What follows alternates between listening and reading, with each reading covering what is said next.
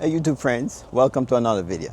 Alright, in this video we're going to be talking about my experience here in the food forest. We started this food forest 8 years ago, and I want to share over the past 8 years, some stuff that we have learned. And so when you're starting your food forest, you could use this as a reference video to not make some of the same mistakes that I made. Alright, so let's get straight into the video.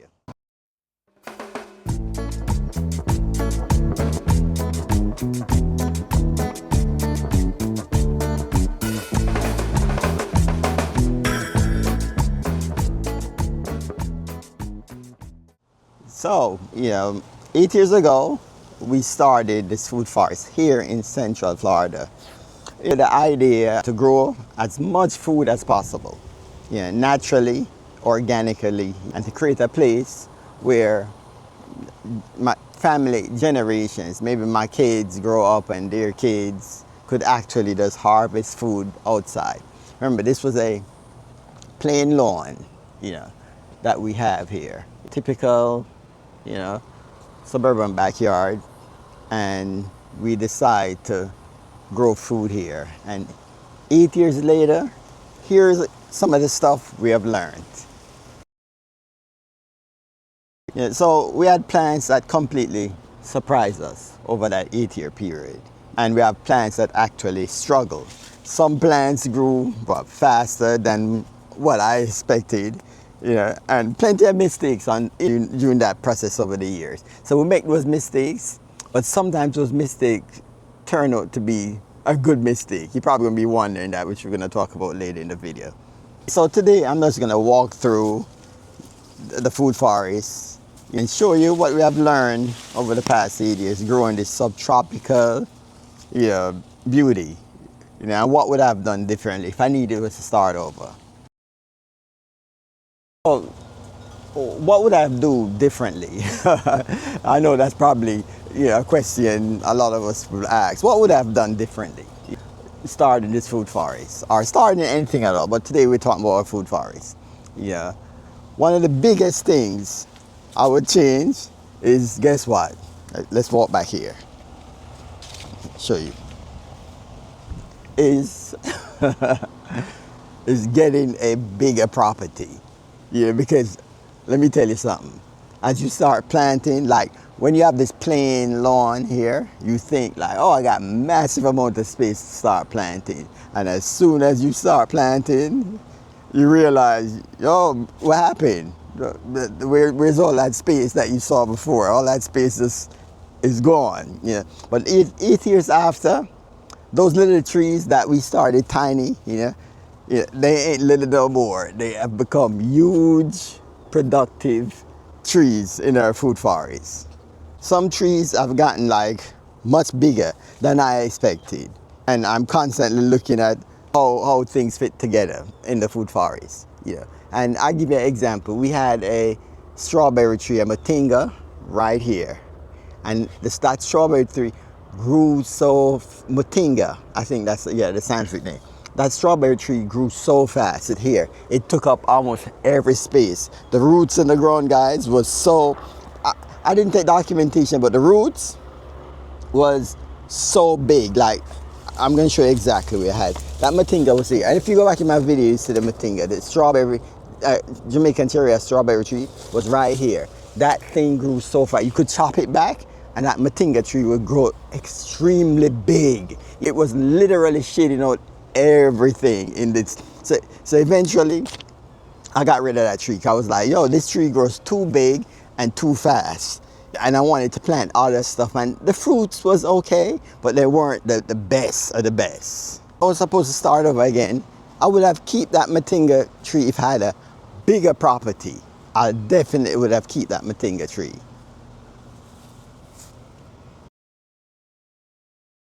So let's go on to the second thing that I've learned. In a tropical food forest, some plants actually love growing in this kind of environment. And I've learned a lot of lessons there. So let me give you the example.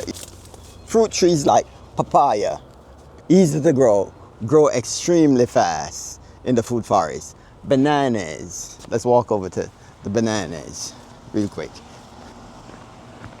Bananas grow like a weed in the food forest. Guavas grow also extremely well here in your tropical food forest. You know, which these just grown from seed as well. Papaya grown from seed. Those are easy fruit trees you could actually grow in your food forest. Sugar apples, but grown from seed, thrive beautifully in the food forest. Those are trees that you could plant now, and you're gonna get the rewards of those trees pretty fast. Yeah. So I'm happy I started with a lot of those trees, but if I had a bigger property, man, I'd probably go wild growing sugar apples and more bananas and more varieties. Once all of these trees start maturing, productivity is off the chain. Yeah, we got hit by the winter this year, and our guavas, normally we have 100, maybe thousands of guava when you add up all the trees together. And one of the lessons you're gonna learn while starting your food forest is what looks small, insignificant today become one of the most productive fruit trees in a food forest a few years later. Yeah, so a lot of times just you give it time, that production is gonna come. You're gonna get a lot of fruits from these specific kind of subtropical, tropical fruit trees. Of course, let's go to the third part. And here is, of course, you're gonna have struggles in the food forest. What are some of the stuff we struggle with in our tropical food forests? Yeah, I planted things that I was really excited about. Watching YouTube videos, and I wasn't into knowing the zones, what zone you're in and all that stuff in the first 2 years. And I've learned some serious lessons regarding that. Yeah. And let me tell you some of the lessons I've learned. Certain plants just don't like your conditions. Certain plants just will not grow in a central Florida, or even if in the northern states. Certain things just, even if you're trying to push the zone. But for me, I was just thought, oh, any fruit tree, you grow anywhere. That was one of the lessons I learned over time, because I love peaches, I love plums, and I love pears. And I was actually just going online, seeing people pack. Go online, go to these nurseries, and I'm buying the peaches and the plum grafted trees. And actually, I learned a pretty hard lesson on that. They just would not grow at all. You understand? They'll put on a little bit of growth. Once the summer comes, they were just could not manage our subtropical environment. Or there was one peach tree that grew big and nice, but will never put on no fruits. So eventually, you remove it. I was like, man, if I knew that, I would have probably planted a mango tree there, a seedling or something. And in 7 years' time, I would probably have some fruits off that mango tree. It goes both ways. There were certain things that just couldn't manage the heat here, and there's certain things that just couldn't manage that cooler weather that we get in the wintertime. Yeah, 'cause we're in Central Florida, so the weather can get pretty nifty. It goes down sometime in the 20s, lower 30s, and I actually lost some trees during that period of time. So you learn a lot of lessons over time, and it gave me knowledge going forward. I could share these videos with you. I remember I planted a blackberry jam fruit. That plant will just not pass maybe 3 feet. It stays there for almost years, until I was like, yo, it's not even growing. It looked like it's struggling. I moved it to different locations in the food forest. Nothing happened. Another example, canistel. I had maybe 4 or 5 canistel. I love the egg fruit. The canistel would grow up nice and everything. The temperatures drop in low 20s. It kill it right to the base. So every year it just keeps starting over. So I was like, I'm definitely gonna give up on canistel, trying to grow it here in Central Florida, Zone 10A. Some of the lessons I learned, instead of trying to fight against nature, I should have planted stuff that would have, probably more sugar apple, more bananas, more pigeon peas, more mulberries, more guavas, even more akis, instead of just using that space. And that was, to me, is a lesson learned, but also a wasted space of a period of time where something else could have been growing in that part of the garden.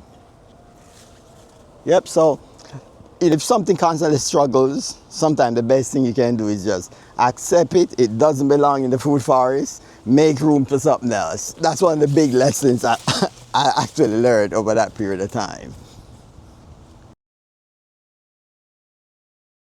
Let's go to number 4 now. One thing I wish someone told me before I started, the timeline of what you should expect.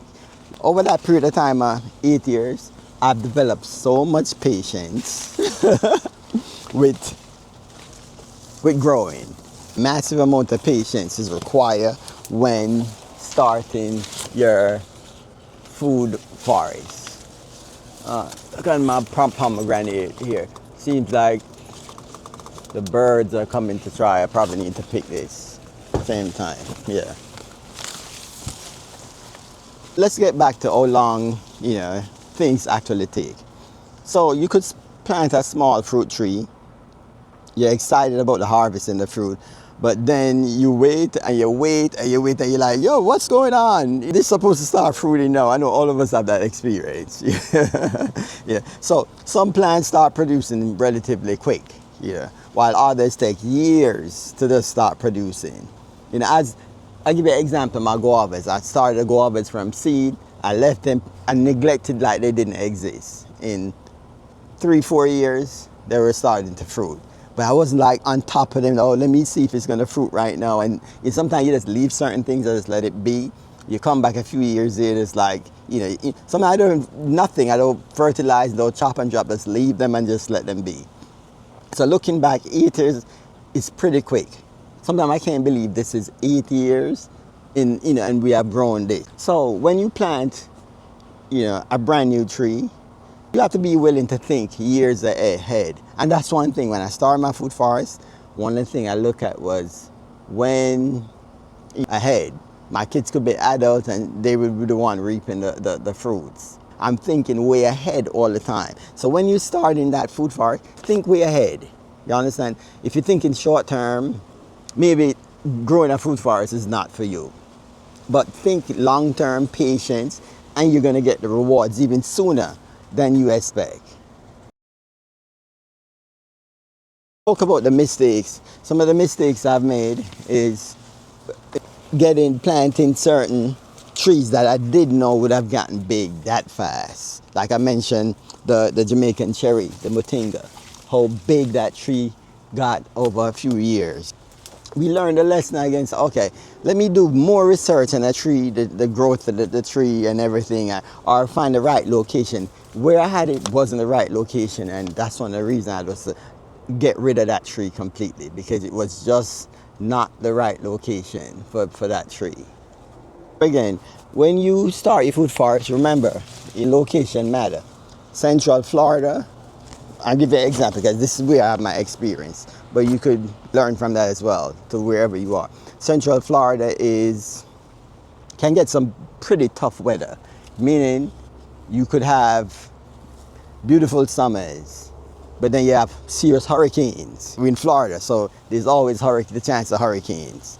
You understand? So you also have serious frost can come through during the winter time. So you got to be always, in a way, that's prepare and not get too attached to certain things. They could be here today and gone by the end of the year. You understand? But another thing, the plus side to all of this stuff is stuff grow like a weed here in Zone 10A, meaning everything grows at warp speed. Because you remember if you follow the channel for a while, you saw all of this was brown, dead, and just look at it today. It's complete. You can't believe it was something that looked completely dead a few months ago. So that's a plus side too. Certain things can grow extremely fast here in Central Florida.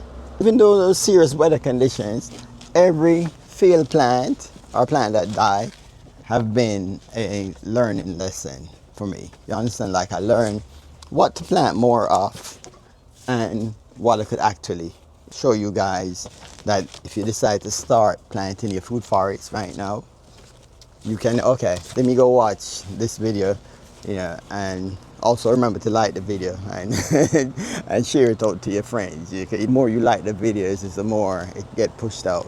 Yeah, thank you guys so much though. But yeah, so some of the biggest lessons I learned from growing the food forest. The food forest will change.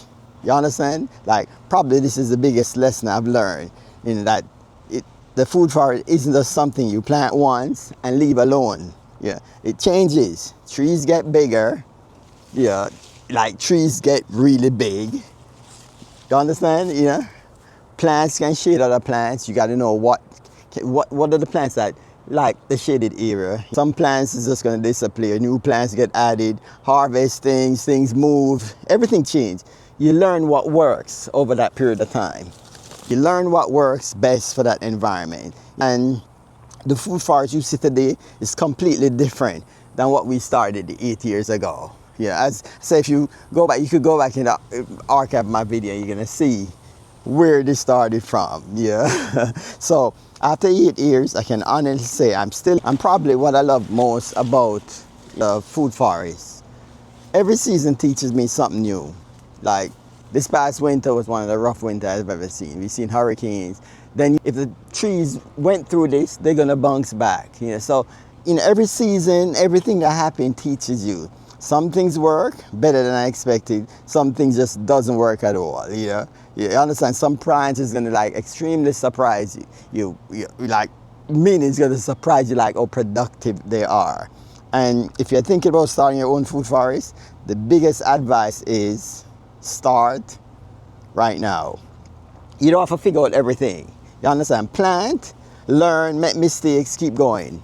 Because 8 years from now, you're gonna be extremely excited you did. I'm telling you that. You're gonna be extremely excited you did. All right, so thank you all for all the support over the years, and I hope this video, just share it out to your friends, that we could continue making some more educational.